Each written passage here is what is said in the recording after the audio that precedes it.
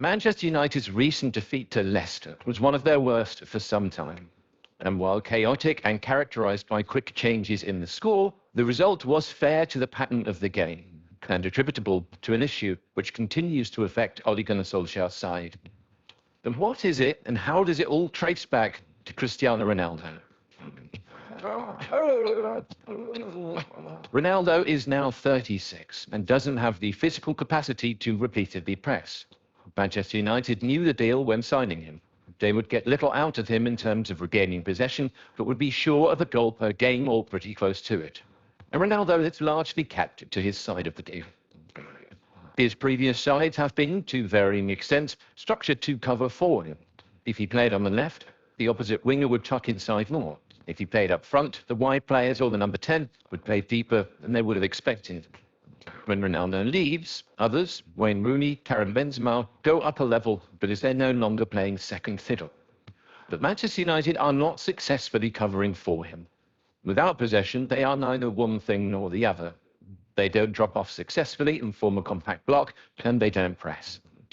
The consequence is that the opposition easily play through them. So here's what happened when United dropped off against Leicester. The first time a Leicester pass arrowed through United's midfield to a man in space, like this one from Boubakary Soumaré towards Kelechi Iheanacho, it seemed like a one-off example of good attacking play.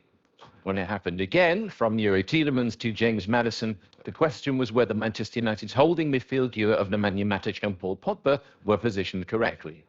The third time, Maddison to Tielemans on this occasion, the wide players might be questioned, with them vaguely in pressing positions, but without the side applying any pressure to the man on the ball. Matic and Pogba, it transpired, would use some sympathy for being forced to cover so much natural space.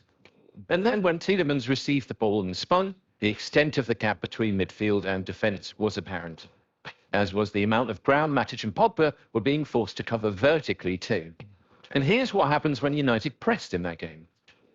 In this passage, Ronaldo glances behind him and gestures for Mason Greenwood to push forward and shut down Shakhtar Sonchu. Greenwood does as he's told, but without much method. He doesn't cut off any passing angles. Had he moved in a more organised side, he might have bent his run to block off the passing lane into Leicester's left wing-back, but he just ambled straight towards Sonchu, which meant that the defender could easily turn and play a simple ball to Castagna. There is no United player backing up the initial press, and so Castagna could dribble forwards into space. Ronaldo now felt obliged to drop back and shut him down, but Castagna simply passed inside to a free midfielder, and Leicester were able to build from the centre of the pitch. But the shape without the ball just isn't what you expect of a Premier League side. United's 4-2-3-1 often looks more like a 4-2-4. Here's one example of them in a midfield block, with Jadon Sancho trying to start a press. They just look easy to play through, with so many gaps around individuals. A comparison with Leicester's shape doesn't quite make sense, but a contrast with Rafa Benitez's Everton, their previous opponents, does. Here, there's organisation within the individual lines, and cohesion between them. Note how the defence and midfield are together.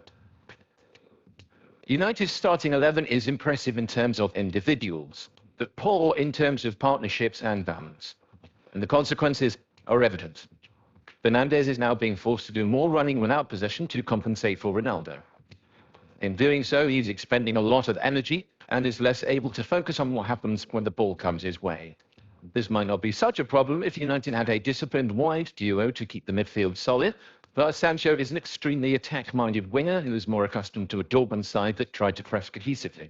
He's still putting himself in those positions rather than helping out United's midfielders. On the other flank, Mason Greenwood is a similarly attacking player. He started as a centre-forward in 2 of United's first 3 games of the season, but can't now expect it to be like Park Ji-sung without the ball. Of course, the central midfield zone has the same old problems. We've known for years that Pogba is poor defensively when playing in a central midfield duo. Solskjaer worked that out, preferred to use him from wide, and he started the season in excellent form. But now Ronaldo has to play as a striker, which means Greenwood is playing out wide, which means Pogba has been shifted inside again. And it's difficult to see what the solution is. Solskjaer feels like a Galactico-era Real Madrid manager, compelled to start certain players because of their reputation. Omitting Ronaldo or Fernandes seems impossible.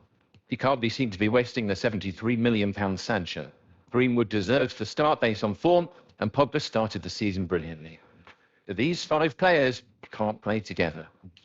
This all felt entirely predictable after Ronaldo's arrival.